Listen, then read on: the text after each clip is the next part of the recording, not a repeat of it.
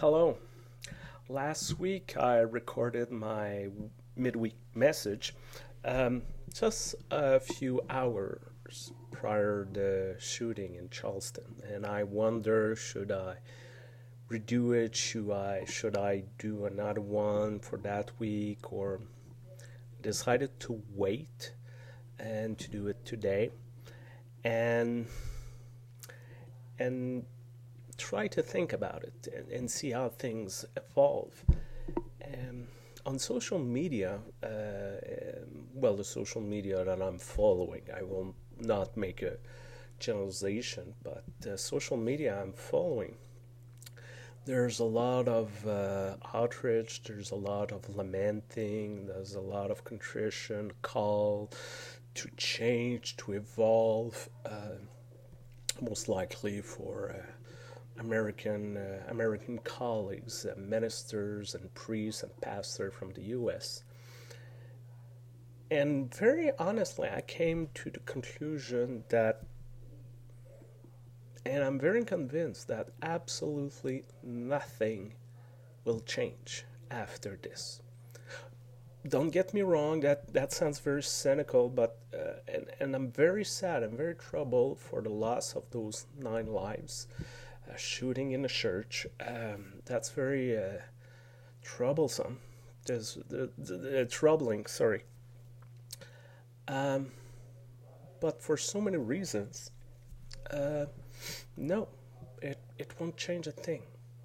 When someone asked, said, okay, we've seen all of this, what's going to happen now? My answer was not that much. People will lament for a few days and then they will go back to their latte, because that's the way we build our society. In the U.S., you can buy a gun at your local store, or you receive it as a gift for your 21st birthday. You have this systematic racism. People still use the N word, or don't use the N word because that's very bad, but be like the worst racist of all, the racial profiling everywhere. And then you wonder why it won't change, because people don't want it, really do not want it to change. You listen to some media and they're still saying, we don't understand the reason why this man does that.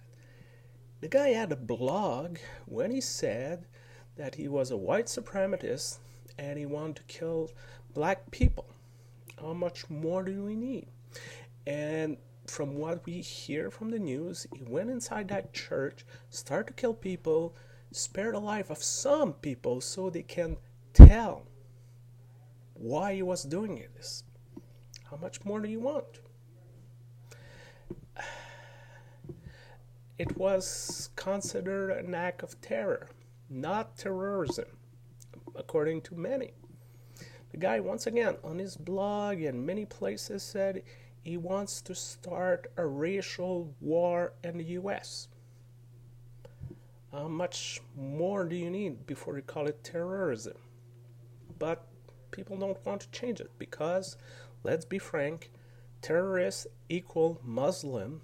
If you're a white Caucasian, you cannot be a terrorist. Sorry, we know that it's not true. But you listen to our politicians, you listen to our media, nope.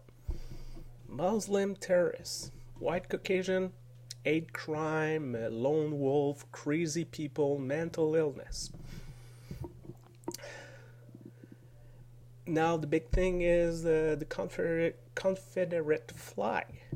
All the politicians at the beginning were saying, no, it's not the flag, it's the individual. And then they sense that the public seems not to have the good support from the public, but whoa, we need to take down that flag.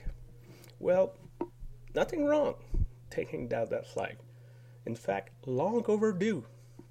But once again, the flag did not kill anyone. It fueled the hatred of some. But what killed people was the gun. Once again, anybody can buy those guns. And we can rant and rant and rant over and say, well, the US are crazy people. Are we really better in Canada? Are we really better?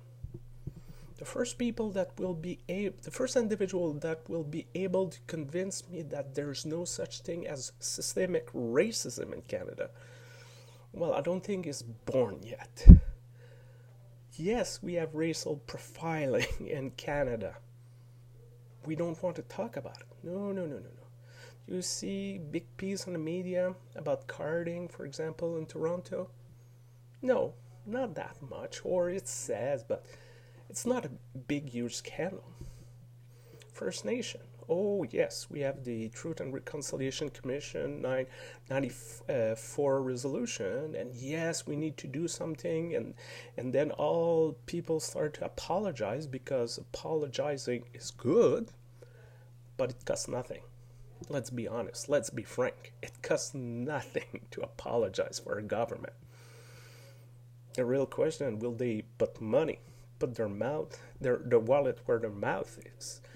Will they address the systematic discrimination against First Nation?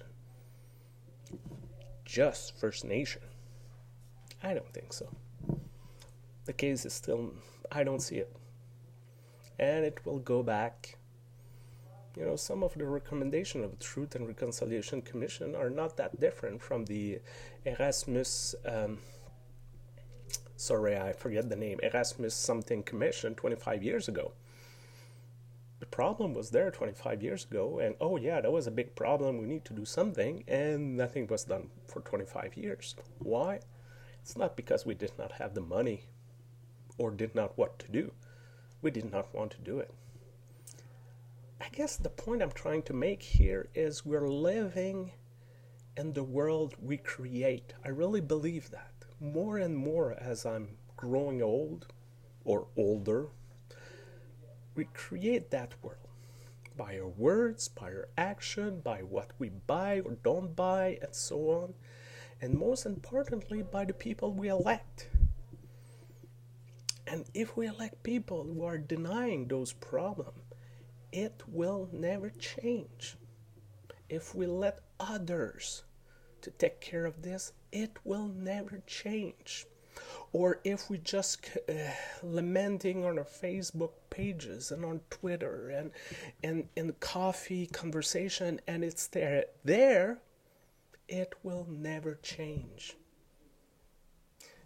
We need to take action. If we're not taking action, nothing will change. Action when we elect our representative, as a church, as citizen of a province, of a country, of a state. We will have a federal election in just a few months. How much those issues will weigh? Are we going to look for, who's going to give me the best tax cut so I have more money in my pocket? Or will we look at those issues? Because we are very good to say, they're important. But when it's time with the little pen and the little piece of paper to mark our X, what will make that difference? Where we put that X? It's up to us. Those issues cannot be more up to us. And as long as we will not take ownership of those issues, and those issues here in our neighborhood and around the world, because believing that what happened in another country, another part of the world does not have effect on us, does not work. It has effect on us. And as long as we will not start to thinking of all of us, not us versus them, and they have their problems, so I don't care, take care of us. But as long as we're not thinking of all of our problem collectively, it will not change. You have no idea how much I want to be wrong on this. You have no idea how much I want to come back and say, I apologize, I was wrong, I was too cynical. It has changed. I'm still doubting. I will do something. I will do something. I will try to create a better world. And I hope you will also. Have a great week. Take care of yourself.